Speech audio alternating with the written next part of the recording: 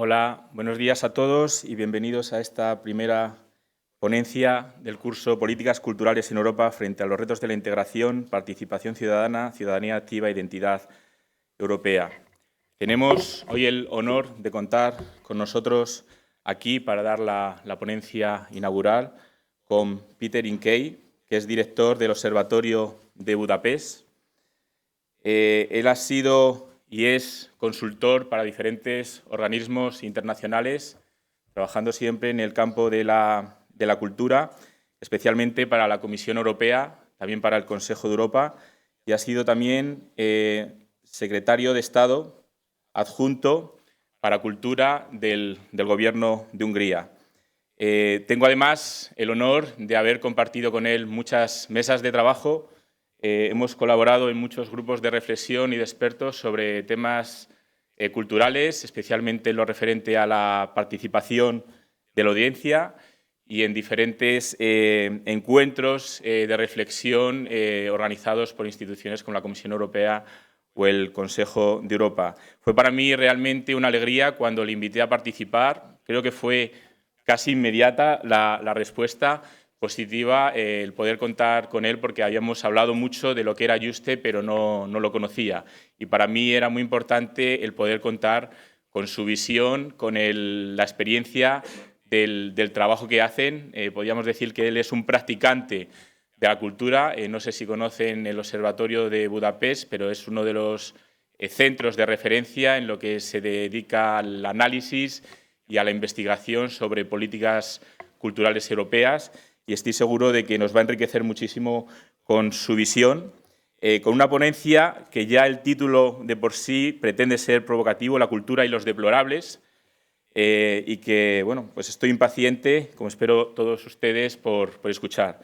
Peter, sin más dilación, muchísimas gracias. Thank you very much for being here with us, and the floor is yours. Gracias. Thank you, Miguel. Ladies and gentlemen, friends, the title will be seen in a minute, I hope, on the screen. It is Culture and the Deplorables. Some of you may already remember where the word deplorable comes from. About 2 or 3 weeks ago, in the American presidential campaign, at one heated moment, Hillary Clinton said that half of Donald Trump's supporters belonged in a basket of deplorables, which she described as consisting of the racist, sexist, homophobic, xenophobic, Islamophobic, you name it. Well, she apologized later on, but this word went through the media. Now, why do I quote this expression and why this issue? I suppose because, indeed, there is some truth in it that many people who follow Trump and the similar populist leaders have turned into this kind of deplorable basket.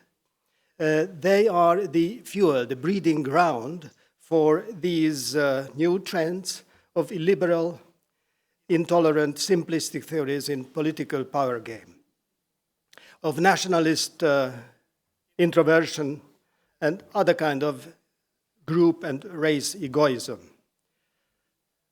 Well, of course, some of them can turn the focus and say that half of Hillary Clinton's supporters also belong in a basket of deplorables, which they call unpatriotic, migrant lover, narcomaniac, pederastic, communist, and so on. Well, yes, that's the other side of the story, but I will keep talking about the deplorables who are the supporters, the background for the populist waves. Who are they? They are the discontented, disestablished, vulnerable people, the socially deprived, those who have insecurity, precarious groups, losers of changes. It's not the indignados, because those have a focus. But the people who I'm talking about, the mass they are talking about, they don't have a focus. They are just being swept by, unfortunately, by populist leaders. They are alienated from and tired of the establishment, the established authorities. They are tired of intellectualism with too many nuances, liberalism, where everything goes, and political correctness, where you must be so patient, you must tolerate so many things.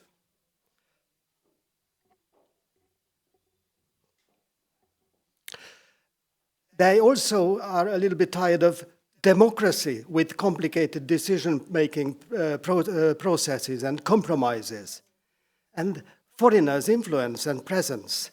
They dislike too many alternatives, too complicated situations and negotiated compromises. They prefer simple truths and simple decisions. And they claim for inherited, established interests and heritage. They want to expropriate the past. National rivalry instead of cooperation and solidarity. Now, what are the roots of discomfort? Where does it come from?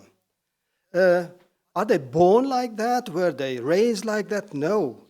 Most of them are just normal, average citizens. They are the part of the silent majority. They are working class, middle class, and their anxiety is mostly latent. They yearn, they long for safety, no turbulences. They want acknowledgement, they want respect. And what converts them, what turns them into manifest deplorables, that is, enemies of liberalism and democracy? That is the value crisis that we are living in, when former beliefs were shaken. Progress, socialism, democracy, Europe, even religion. So those beliefs have been shaken lately. Hierarchic paternalism is there and a kind of horizontal distributed structure, equality and tolerance, which disturbs them. Frameworks have been awakened, and we live in risk societies. Well, are they the proletariat? Is it a class phenomenon? No. On the opposite. The class, the security that the class offered is gone. With the deindustrialization, the lack of industrialization, the class solidarity is very, very weak. So it is a different phenomenon. Is it a shift to the right? Not only, because especially in the extremes, the right and the left are very close. Just to quote what in my country was a saying after the World War, when some of the people looked out in the window and you see the communist people who were running and trying chasing away the aristocrats and so on, they say they are the same faces who were marching with the Gestapo and the Nazi. And then the answer is, well, we are a small country. We are only one set of hooligans. So that is more or less what happens also elsewhere, that it is not just simply right or left, it's different. Now, about culture. Are these people outside of culture? Now, in this picture, I show you something which comes from a research where I also participated in my country. It was a survey about habits, cultural habits. And what we could see, well, it's very difficult to see perhaps, but on the top are the various kinds of people who are typified by large degree of activity, cultural activity. Involvement in kind of institutionalized culture, that is, reading books, going to theater, going to concert, and so on. And on the bottom are those who answered in the survey that no, in the past year, they haven't done anything of those. And that was 43%, which is the sad reality. In similar surveys across Europe, in some countries, this part is smaller, but still it is tens. So 20 or 15%. But in my part of the world, in Eastern Europe, it is around 40% typically.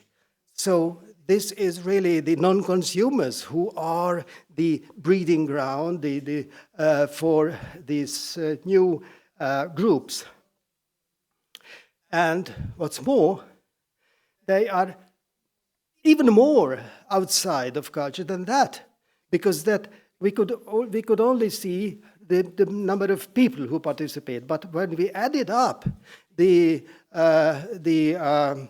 activities, we found that the top most active layers, they participate much more actively than what happens on the rest. So this distribution about the participation in institutionalized formal culture is even greater than some other aspects of society, like consuming or habits and so on. So there is a large difference indeed. But and also, this is not because the previous two were coming from Hungarian surveys, but also we have from Eurobarometer surveys some examples of those people who are idle, who didn't take part. Unfortunately, I couldn't find the barometer doesn't produce the answers like the previous, that people who did not participate passively, who didn't consume, but they showed in this table those who did not participate actively. So that shows the percentage of people in the European countries who in the past several months didn't write a poem, didn't play music, didn't take part actively, do active culture. That's also telling about the background, where we can see that, first of all, that there is huge differences between countries. So on the one hand, you see to the right, to the bottom in this table, the Scandinavian countries who are notorious, where people do write poems and play the guitar and act in theater groups in great numbers. And on the left are mostly the Eastern European countries where this is still a luxury, or this is just a small part of the society. Okay, so that is the background maybe, but it is not the full picture, because we cannot say that the deplorables, that those kind of people who are behind the populism, they don't communicate with culture. Yes, they consume a lot of culture, commercial culture. They are seeking beauty, they are seeking excitement, and they are looking for catharsis. But that kind of catharsis is mainly physiological, not intellectual or not moral. But still, it is culture. So although they are not participating in the culture that the official institutions are producing and distributing, they are, their life is full of this kind of culture. They like this kind of simple messages that the mass culture is communicating. Now, turning to culture's role. Well, can culture help? It's difficult to say, because culture has been trying, and we see the result that now we are in an unfortunate historical situation, in spite of all the efforts that we've been and you've been and the sector has been doing. Well, and still we must continue the efforts. Yes, the researchers like myself and my colleagues, we are collecting proofs, but proofs are not really important. Arguments are what is important, and even more, beliefs that culture helps. And if we are filled with belief, and then perhaps we don't need the proofs which will come when we continue searching about the impact of culture. Can culture prevent these ordinary citizens sliding into the basket of deplorables? First of all, what is needed is a value platform. That the society that should be forces which want to prevent this massive conversion. What I could hear from the Extremadura provincial representative, it very much seems that here there is a value platform, that the cultural policy is on the base of that kind of progressive, open, European values. And now the question about instrumentalization, which you in your studies and your work have met so often. Isn't it a problem that we think about culture like an instrument in a political or a historical and a political or even a good political cause? Well, yes, we acknowledge that the intrinsic value of culture in human life, that culture is by itself, without any interest, important component of human life. But in this game, in this cause, we must clearly see that, yes, culture is also an instrument.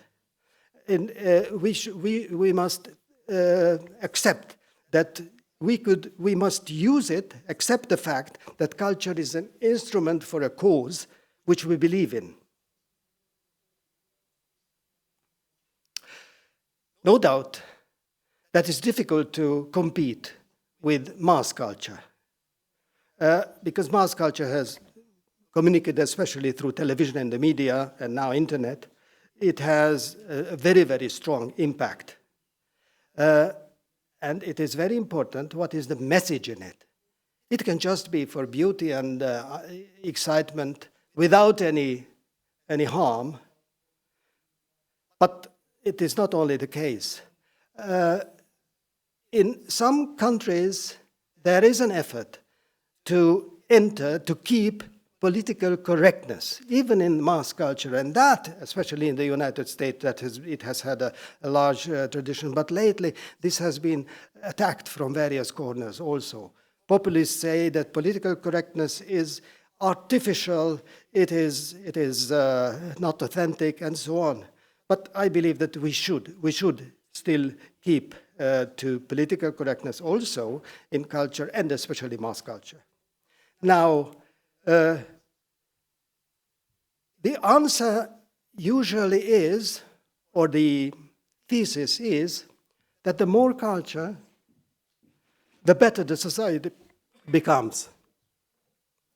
That is the goal, that with the improvement of access to culture, regressive forces can be checked and limited. Culture for all.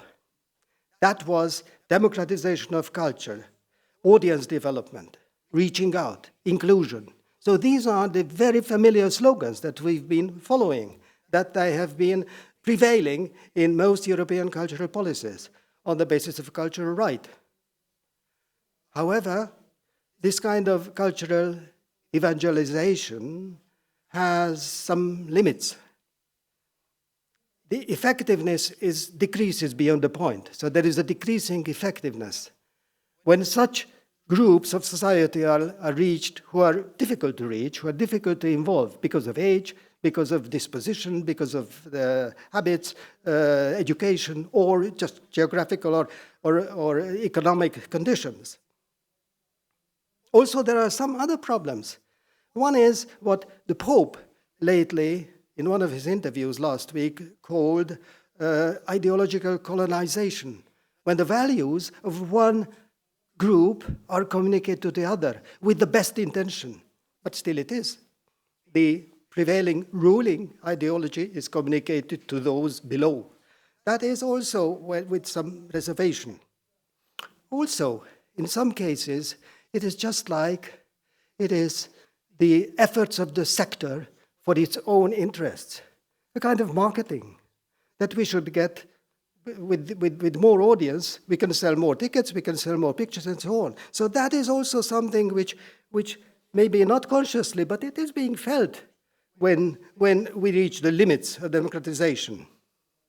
And there are some historical examples like my country, and those in Eastern Europe, where indeed in communism or the state socialism period, there was democratization of culture. Very cheap tickets, very cheap books, and masses could read and go to theaters, and still what you can see is the societies haven't become much better. On the opposite, these are the grounds really for the very much open to populism nowadays. So,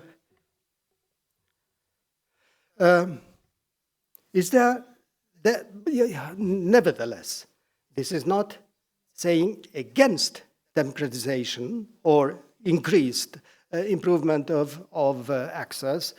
No, but what is the real answer of our age is cultural democracy, where it is not just disseminating culture to the people, but having people make culture or communicate with them with culture. That is, activate them. More empathy and more patience than just with dissemination. Enhancing communities, building trust, increasing confidence and pride. These are more or less the slogans of cultural democracy. Empower the people locally, not only provincially, but also cities. This requires familiarity with the conditions. What are the concerns of the people? What are their past experiences? Their own cultural habits, their prides, their aspirations. But we should be careful, because exactly these skills are used for spreading evil ideas and recruiting for evil causes. So the technique is the same, but still, for good causes, these techniques should be followed. Exploration, now about exploration, how to map or explore the values, that is something which is absolutely impossible to see from your seats. But what I show, it's a table from Eurobarometer survey about values in various countries. You can read on the bottom the question. Yes, the question was, which are those areas which create feeling of community in Europe most? And there were 5 areas: culture, history, values, languages, and religion. And in most countries, this was in this order that were chosen. Well, just to know the society that you work in. Now, you can't see, but I tell what you can't see. Spain is the 4th from the right, and that is singular in this case, because in Spain is the column for religion the lowest. So somehow Spanish citizens think that religion has the weakest force in feeling community, in creating community feeling in Europe. Whereas it is on the other hand, it is the Greek for whom religion is the most important magnet or catalyst for bringing together. And they also, the Greek, are the same. They are the 3rd from the left, who vote for culture. That is they who think that culture is the real catalyst for European community. The Spanish are, in general, skeptical because they could choose more. So this is why there are differences in the heights of the columns too. So in general, they are skeptic, and they were skeptical about languages too. I'm not quite sure what the Luxembourgeois thought when they said that languages are the things that pull together Europeans most, but this is what they voted for.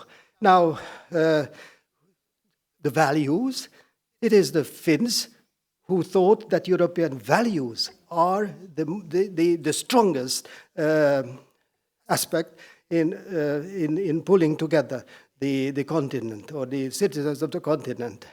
In some other countries, history was chosen. Well, it was just an illustration of the kind of background where you can find the map, the area they're working in. More important is the local habits. For that, it is very difficult to find relevant studies. I had to go very far away and in time and in space. In America, in Pennsylvania, in 2005, there was an interesting project, a part of which was surveying the population in a local neighborhood. And they were asking about their habits. And what they found out, that those which were what were the distances from the average from the group. And they found that mostly those with immigrant background were those who in the past periods didn't go to theaters and performances. That is a long line on the bottom, which shows that these are the data of those people who don't go, who don't attend official culture. But on the right hand, they collected all the things that they do in greater frequency than the average. They do handicraft. They look after their children. They listen to their grandparents. So there are a lot of things where they are, how to say, stronger or more attached than the mainstream or the other their peers in the neighborhood. So this is where the project could go on to identify those activities, those cultural or leisure activities where you can base your community work on. So that is what I meant by exploration, just an example. What these jeopardized people or layers are characterized by is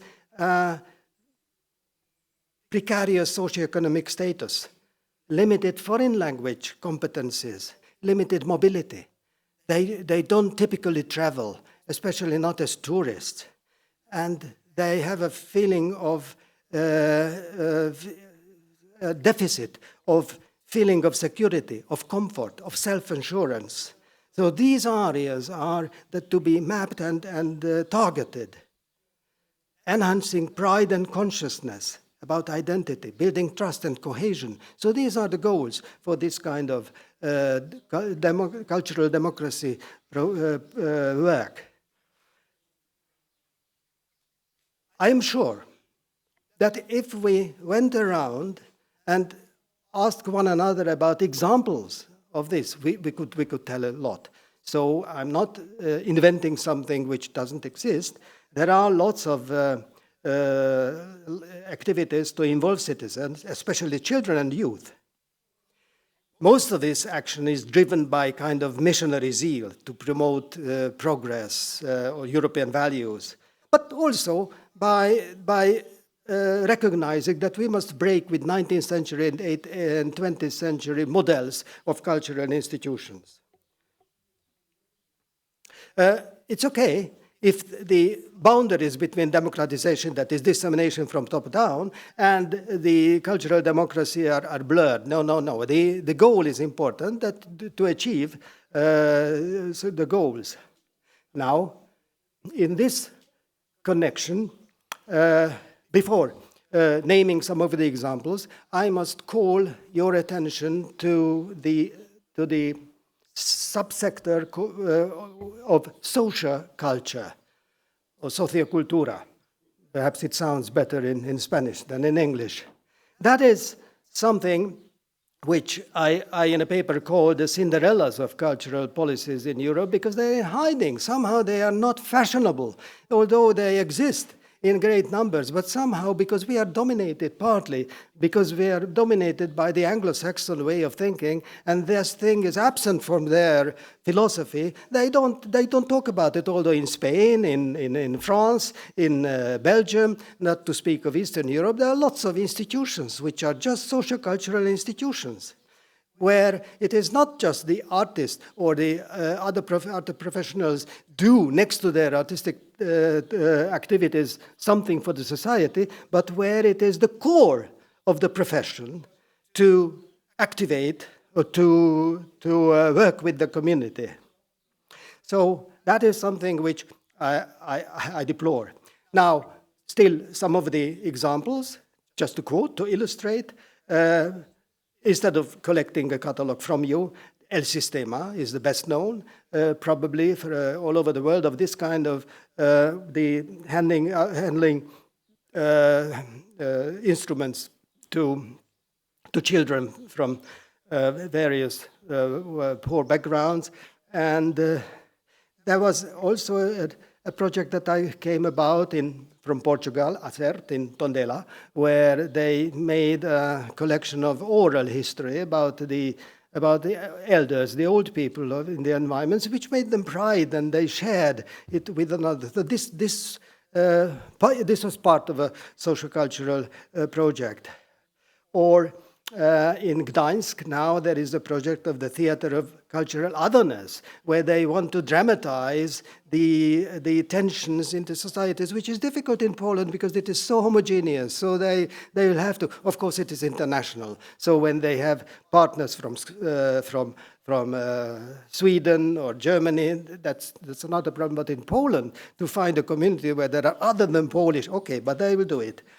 And in Hungary, the classroom theaters, that was a successful wave, really, and it is still going on, where it is really professionals in great part who form little groups and make little drama situations, go to schools and involve the students. This is familiar elsewhere too. Or in Prizren, a city of Kosovo, I came across a festival, a successful festival, international festival, DokuFest, who the community behind the festival goes down to villages and where the cinemas are gone after the war and after the upheavals, and they recreate cinemas and they discuss the films with the local people. Or an example for me, a good example is the Festival Orchestra, Budapest Festival Orchestra. They are one of the best symphonic orchestras of the world. And after Carnegie Hall or after Paris and Brussels, they go down to small towns in Hungary and play and have sessions with local citizens. And in Latin America, Cultura Viva. This was something which was really institutionalized in this spirit, and the Puntos de Cultura, which is part of that project. So these are some of the examples. And there are the organizations, the European Network for Cultural Centers and Amateo, which brings together the amateur artists, who, well, by definition, are working in this field. Now, coming close to the end,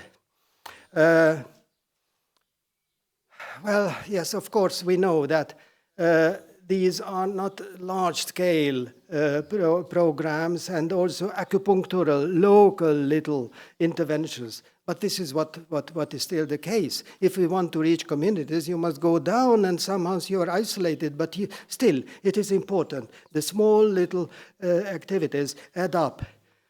There are some massive programs like the European Capital of Culture, which is a different scale. And there too, by creating pride and involving the local citizens, that is something which, well, not counter perhaps the evil effects, but perhaps attracts attention from them. So that is one of the functions of this cultural activity. If we cannot directly counter, if we cannot push out the bad influences, but at least we can attract attention away from those influences? Well, what I am calling for is appropriate cultural policies which beyond really the basic and most conventional part, enhancing excellence, because that is the core of cultural policies indeed, continues dissemination, cultural democratization, but consciously keeps a third focus, a third tie. This is why I called it a three-tie cultural policy. The focus on cultural democracy, the action with and in communities, that it should be, and what I mean is not that more money should be spent, but it should be a conscious element of cultural policies, next to the first two. What is from what I emphasize is that we should see some difference between dissemination of culture, reach out and involve, and improving access, and the active, proactive cultural activism of cultural democracy. This three-tier solution is not in conflict with all others, with other like cultural heritage, contemporary innovation, or with the dimension between domestic culture and international cooperation, or traditional culture and creative industry. So all these dimensions are compatible with attention on this trifocal approach.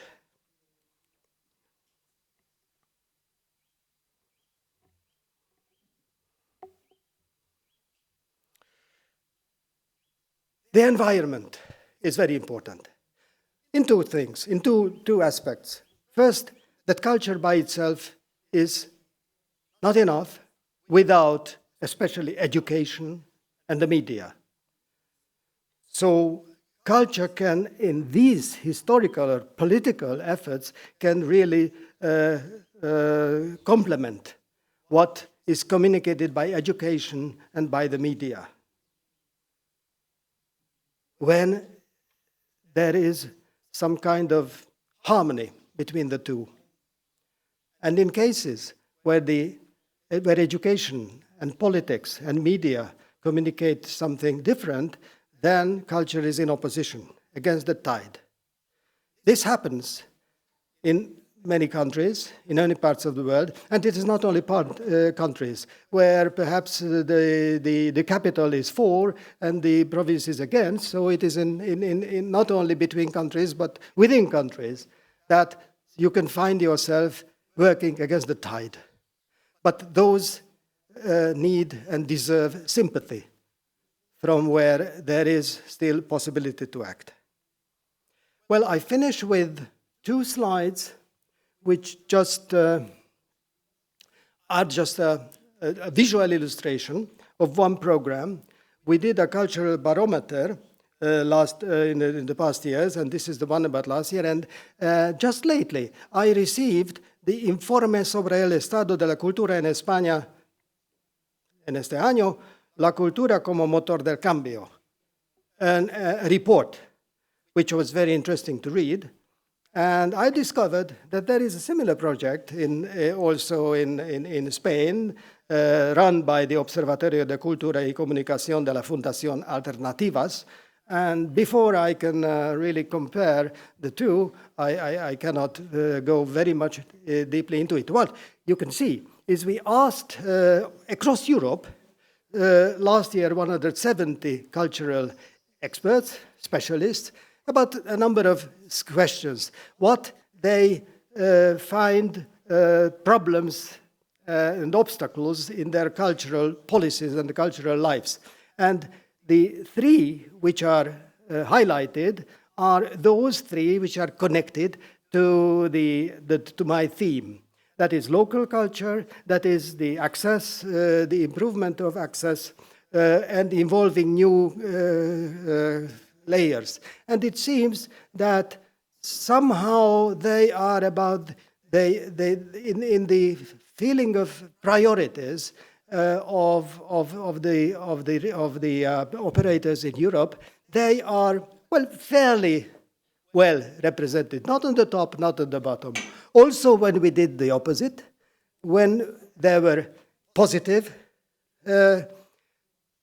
statements to choose from, which is the statement that you agree with, and there too, the successes about cultural democracy or democratization of culture, that is increasing access, helping local culture, and involving new layers into cultural activities, that was a little bit approved as, or means more in the center of the attention than the average.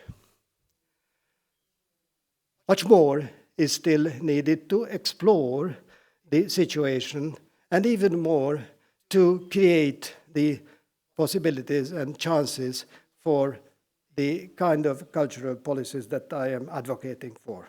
Thank you for your attention.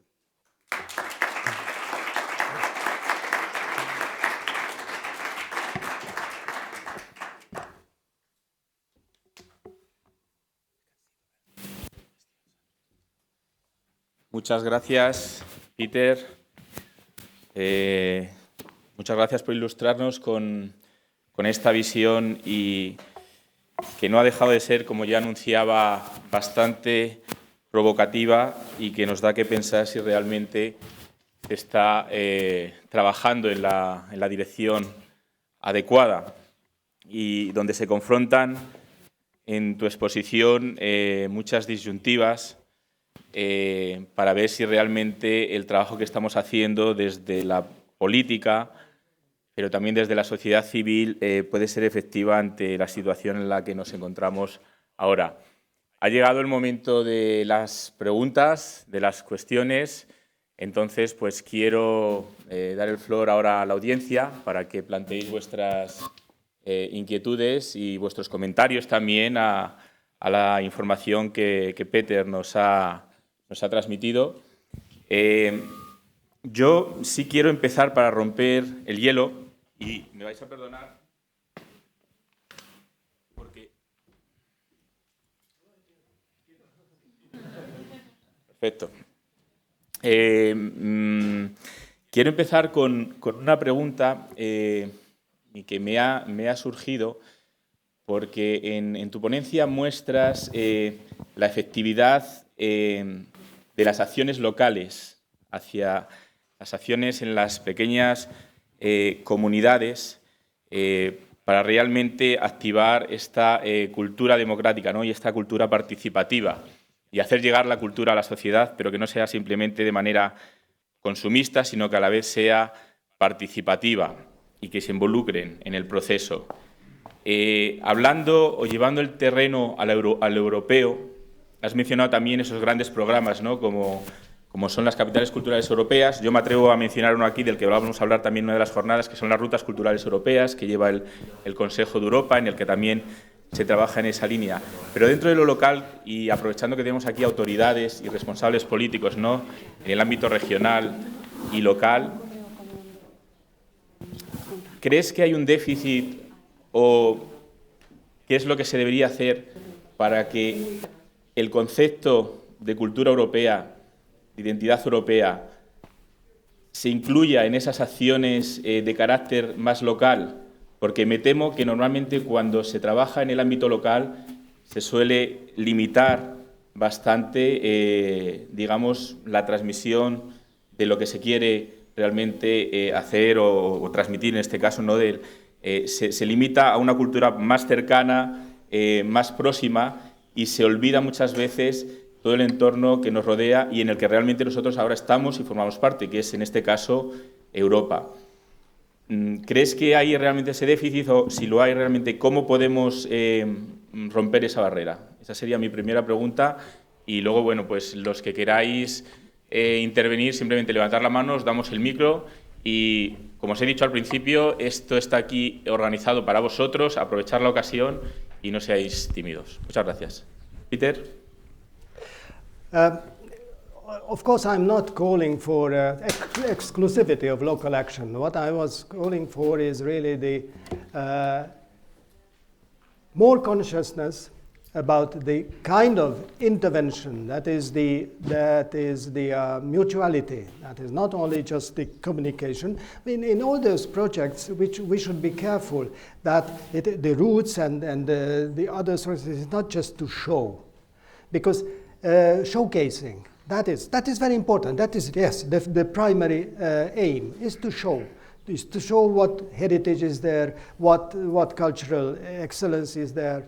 But behind that, there is not always the clear manifest will to involve people and bring them out to take conscious of the large layer of those who never or just hardly communicate. When you see people around the stage, you see 1,000, maybe 10,000, and rarely think of the other 20,000 who don't come. Now, this is what I mean, that on all those European projects and other projects too, there should be an attention. And what about the local community actions? Well, it is just the best way of reaching people's minds if you really are in cooperation with them.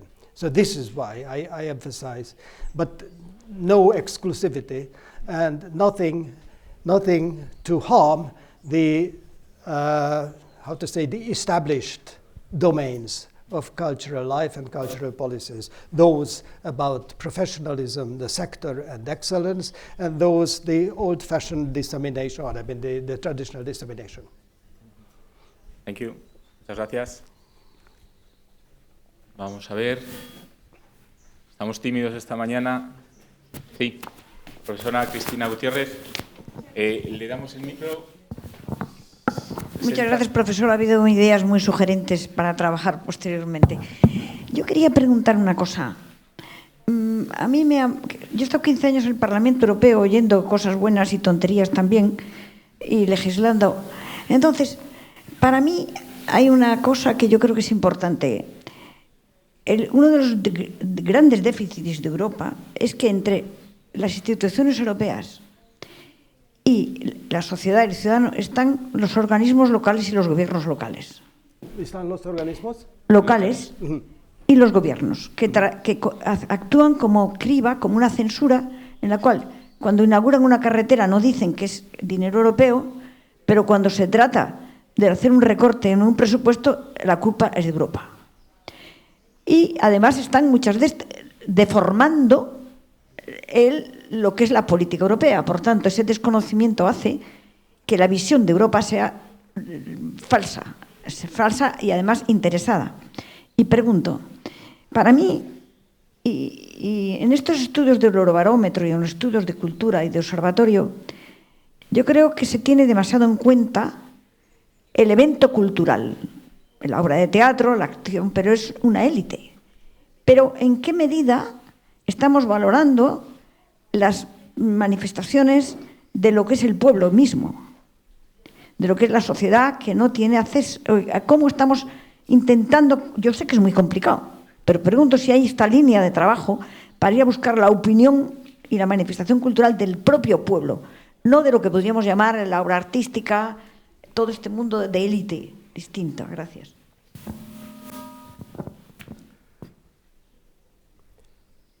It's not easy to answer because it is a slippery field, because some of the arguments of the illiberal trends are just to give the voice to the people and just listen to what they produce, what they say, and that is very easy to manipulate. So just by itself giving way or enhancing the possibilities of expressing themselves is not enough without a very clear value platform. And that is where I don't know to what effect the sentences that the lady from Cáceres, or was it from the Ayuntamiento Extremadura. What she was expressing, which was very much the kind of the value platform that I'm advocating. That is tension about or accent on mutual cultural effects and openness and so on.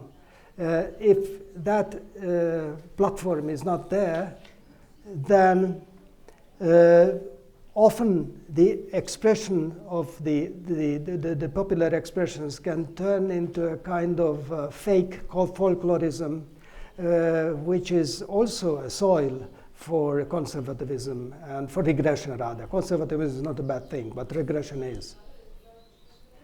But yes, this is why I mentioned Amateo, that is the Association for the Amateur Arts, and also the other one, which the ENCC, where there is, and which both of them receive very little attention and support from cultural policy agents in Europe. Nationally maybe, but the European Commission and even the Parliament doesn't really have much focus on this kind of local culture. Muchas gracias, Peter. Una última pregunta. Sí, mira, se empieza a animar la gente. Hacemos las 3 preguntas seguidas. If you don't care, we can take the 3 questions at a time, sure. and we answer. Os presentáis antes, decís de dónde venís y hacéis la pregunta, por favor. Bueno, yo creo que se me oye. Soy Enrique de Cáceres y quería hacer la siguiente observación. Ha comentado usted que en su estudio que hizo en su país, en Hungría, le aparecía un porcentaje de un 43% de no participación en lo que podríamos denominar actividades culturales. ¿No corremos el riesgo de interpretar esto como una cultura elitista en el sentido de que considerar un 43% de población no participativa es considerar que no participa en según qué actividades culturales?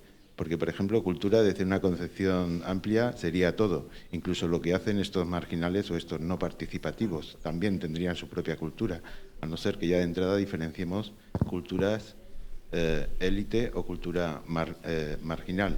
Por ejemplo, un caso concreto, la Champions League, ¿podemos considerarla un fenómeno? La Champions League. Puede ser un fenómeno social de participación como observadores, es un fenómeno importante. ¿Es cultural o cómo lo llamaríamos? Gracias.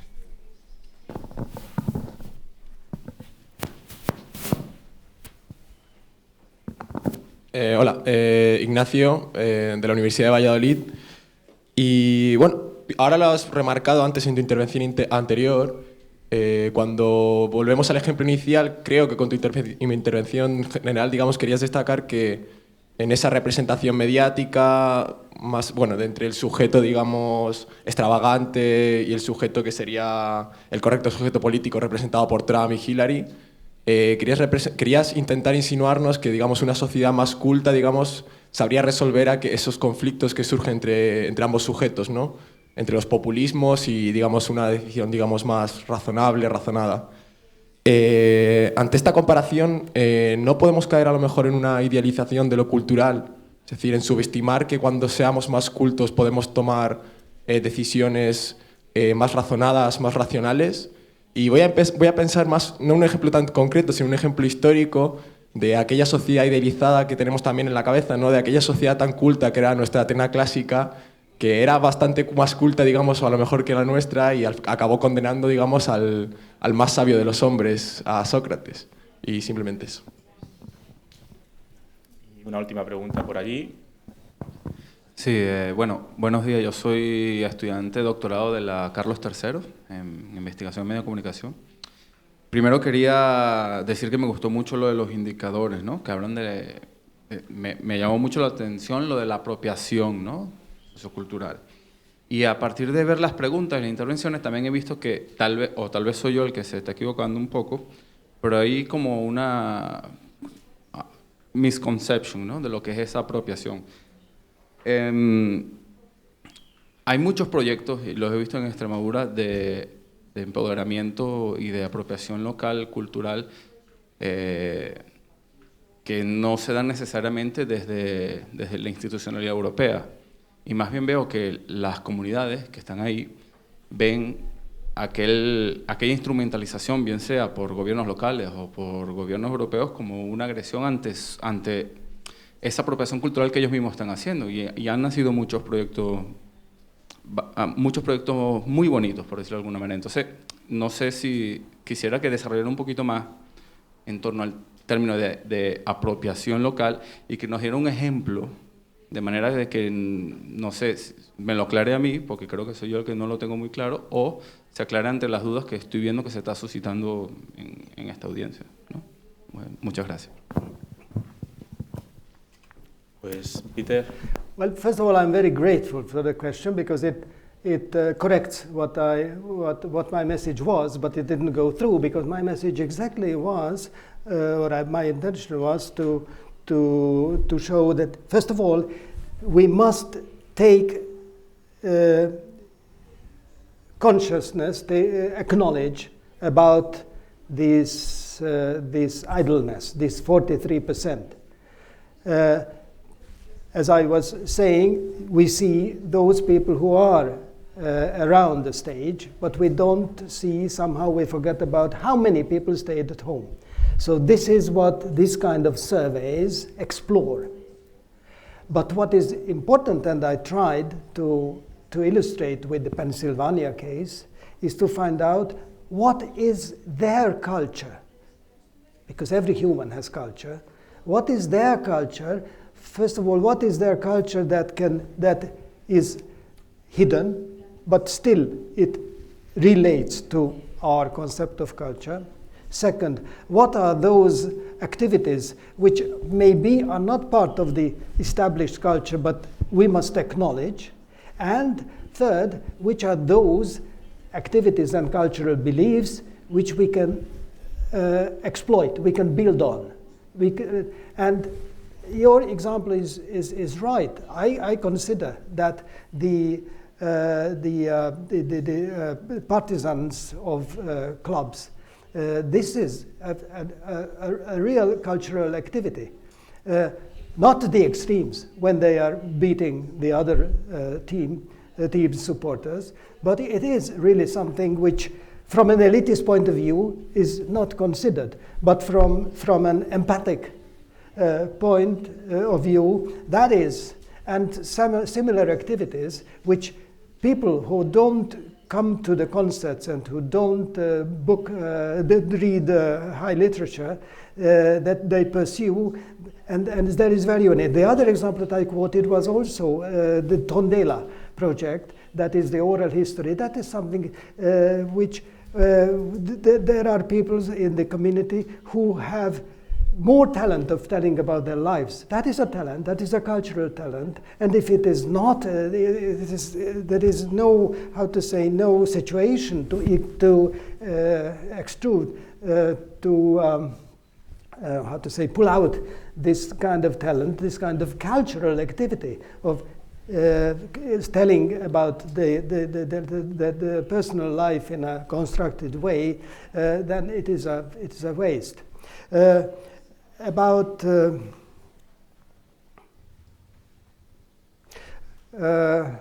what was it? I put down a word, but I forgot the clue. Quizá puedes repetir brevemente la pregunta. Oh, yes. The sociedad culta. Yes, of course. Yes, but what I said is that this belief, the basic belief, had been proven to have its serious limits. Because when in my country, after the war, the kind of democratization of democratization of culture started, most of it was very honest efforts to eradicate illiteracy and give cheap books to people and create theaters, plays, and bring down the prices and so on. But it reached a level. The society Well, the real cultivation of the society worked only on the high level, on the elite level, that more people were involved in secondary and later higher education. That is which worked, but on the masses, that didn't have a lasting effect. And this is the same that your example, the Athens example, was very much the same, because there is very little talked about the tens of thousands of slaves around the city. So it was just only those people who didn't have to work, but instead they were paid to go to theater and take part in the chorus. So that is also something which is not a direct proof of a direct effect of increased investment in education and a better society. Yet, I repeat, the primary functions of cultural leadership and cultural policies are still enhance perfection, excellence, that is, help culture and art thrive. Second, keep improving access and reaching as many people as possible, but that is not enough. So very important is to pay attention to the third level, and that is more or less what I can say to you also.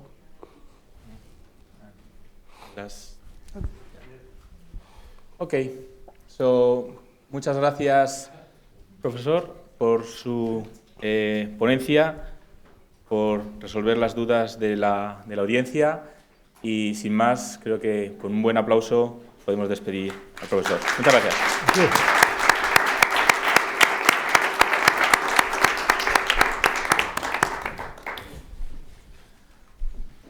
Hacemos cambio de turno.